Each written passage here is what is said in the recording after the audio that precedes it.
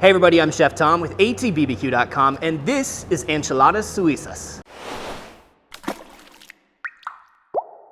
Well, today we're cooking up some creamy, cheesy tomatillo and green chili enchiladas known as Enchiladas Suizas. Now this is a recipe that's said to have originated in Mexico City back in the 1950s, and the name Swiss enchiladas refers to just all that cream and cheese that's going on in here. It's all very good stuff. We're gonna be cooking up some chicken as well as our tomatillo salsa to make this cream sauce. So let's get started. So starting here with the sauce, a main base of the sauce is gonna be these tomatillos, which I've already removed the husks and washed those because they get real sticky. We've got a poblano, we've got some serranos for the heat. We've got a half of a white onion, some garlic, lime, cilantro, and then later we'll be adding some crema as well as our Mexicano seasoning. So some of this stuff is gonna hit the grill, so we're gonna take that over there in just a minute after we get our chicken seasoned up, and the rest will just come together in the blender. So moving on to chicken now. We've got one chicken thigh, one chicken breast. It's about 20 ounces total, 20 to 24. Just gonna give this a quick trim, get rid of any stuff that we don't wanna be eating later. And just to make this breast go a little faster, I'm gonna butterfly it out a little bit too. It's all gonna get shredded in the end, so it doesn't have to look pretty right now. But we'll get this stuff seasoned up with our Cattleman's Grill Roadhouse seasoning. It's got great Southwest flavors to it, some chipotle in there. And these are gonna go in the wood-fired oven on the Yoder today, along with our salsa ingredients. But today we're cooking inside the Yoder Smokers Wood-Fired Oven in the YS640S pellet grill. It's running at 450 degrees with oak pellets. I've got my Lodge cast iron bakeware that's been preheating for the last, probably about 10 minutes now inside the oven. We're gonna hit that with a little duck fat. We get our chicken on the back half, and then we'll throw our salsa ingredients on the front half. So I kind of want to blister the skin on the pepper so we can peel it off here in a little bit. That onion we just need to soften up a little bit.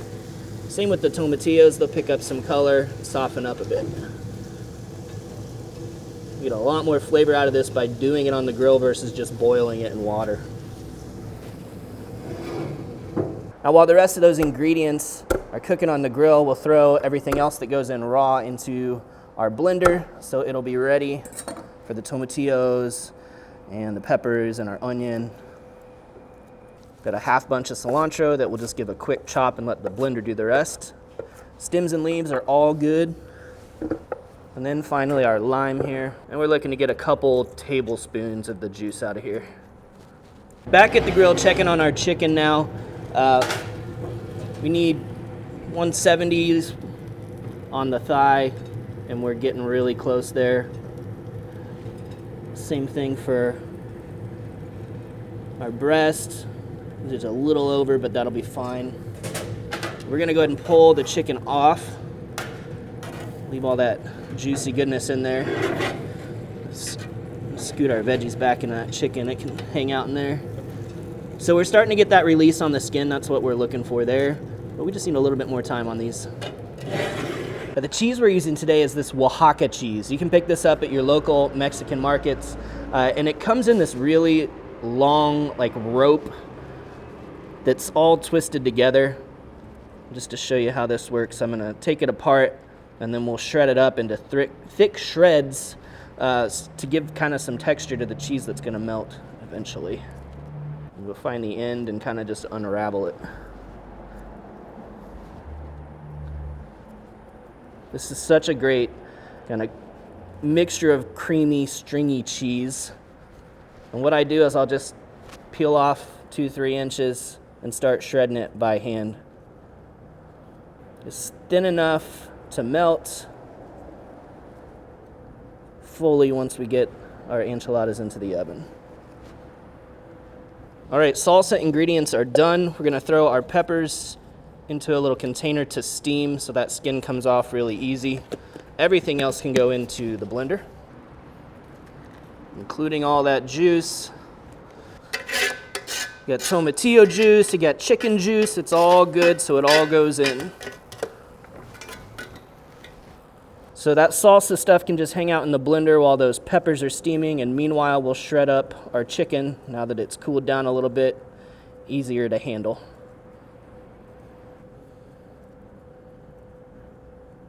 So now that we've got that chicken shredded, we're gonna add half of our cheese, which is quite a bit, but this is like a 50-50 chicken and cheese mixture. So you got 8 ounces of the Oaxaca with all that chicken. We're gonna add a little bit of salsa to that here in a minute. Peppers should have had enough time to steam now. So we should be able to just peel that skin right off of there. And you get that smoky, tender flesh of the pepper underneath. And the serranos, if you want the extra heat, you can leave some seeds in there, or you can scrape them out. You also could switch these out for a jalapeno or just use milder peppers like the Poblano or the Anaheim, as long as you get a little bit of that good green chili flavor in there. Chili's in with the rest of the ingredients. Smells amazing. And we got a little bit of chicken juice left over from that cooked chicken. We'll throw that in there. We'll throw this on the Vitamix, get it blitzed. Start slow and work our way up here.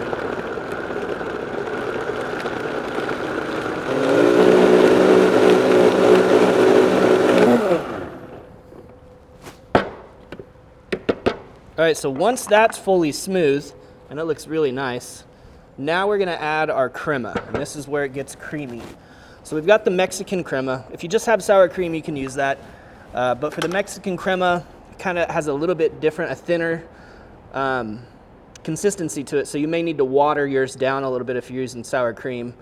We're gonna add 1 cup of crema, and then just a little bit of seasoning, because we don't have any salt or anything going on in here yet, and that's where the Cattleman's Mexicano comes in. We get about a tablespoon of that.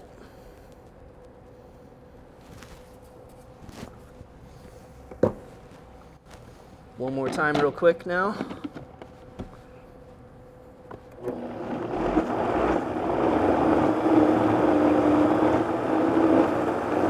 And now we're looking creamy. It smells absolutely incredible. Quick taste. Oh my gosh. It's so tangy, creamy, really well balanced. Now I'm going to take about 3/4 of a cup of our creamy tomatillo salsa, then add that to the chicken and cheese, toss that around. And now our filling is fully prepared. We're ready to start processing our tortillas.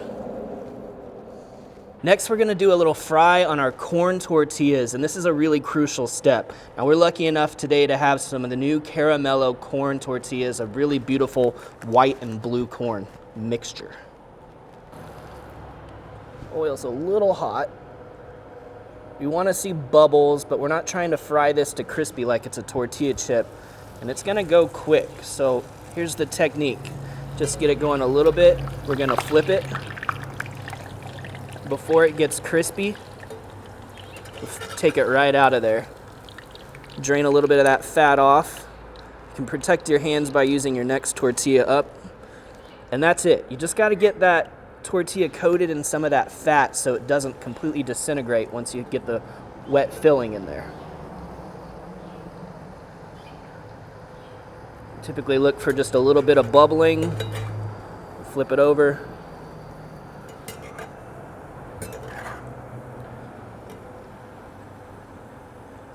Snag it before it gets crispy. We're gonna need about 12 to 14 of these for our recipe today. Last one now.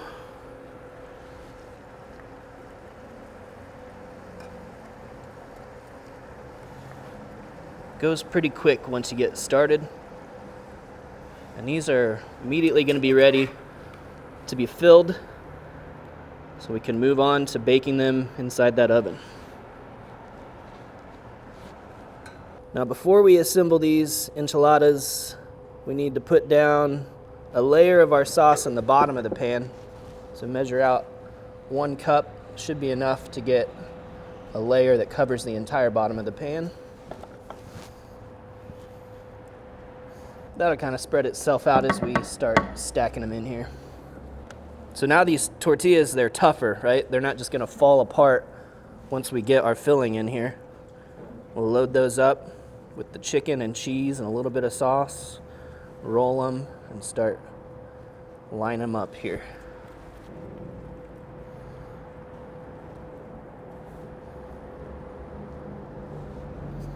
Last one here. Plop it right down in the middle. And then we're gonna come over the top with our salsa.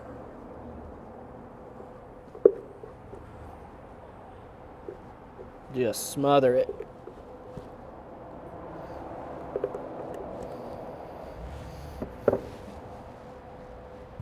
And let's not forget, we've only used half of our cheese so far.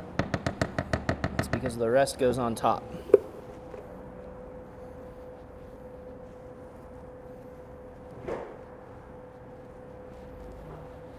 The grill's now at 350 degrees because we need a little bit lower temperature to make sure we can bring up the internal temperature of the enchiladas as it browns and melts the cheese on top. And that's where the magic of using the wood-fired oven is going to come in today. We're at about 25 minutes now, guys, and look at this beautiful browning that's happening on top of here. Crisp that cheese right up. Got the sauce bubbling all around. These are ready to come off the grill. All right, let's get it plated up here.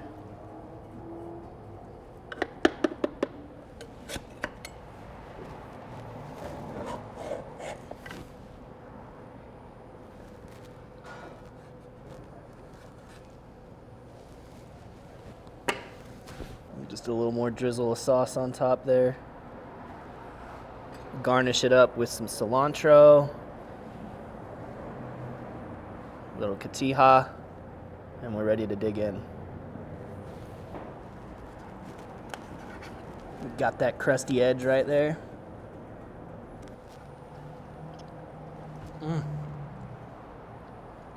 Mexican food is my favorite kind of food, even if it's Swiss Mexican food.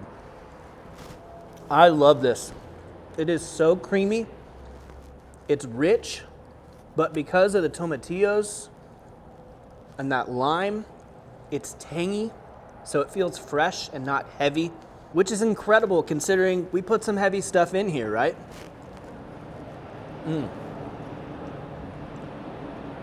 Very little heat to it. Serranos bring a little bit. If you like it hotter, more serranos, more hot peppers, a little hot sauce on top, if you will. But for me, it's perfect just the way it is. And that masa flavor from the caramello corn tortillas permeates throughout the entire thing. Good news for you international viewers. We appreciate you so much hanging with us. We are now shipping overseas. So get your spices, your rubs, your sauces, atbbq.com. Thank you guys so much for watching. Be sure to hit that subscribe button. And if you have any questions or comments, or there's anything you'd like to see me cook, let me know in the comment section down below, and let's be good to one another. For more recipes, tips, and techniques, head over to atbbq.com/thesauce. All things barbecue, where barbecue legends are made.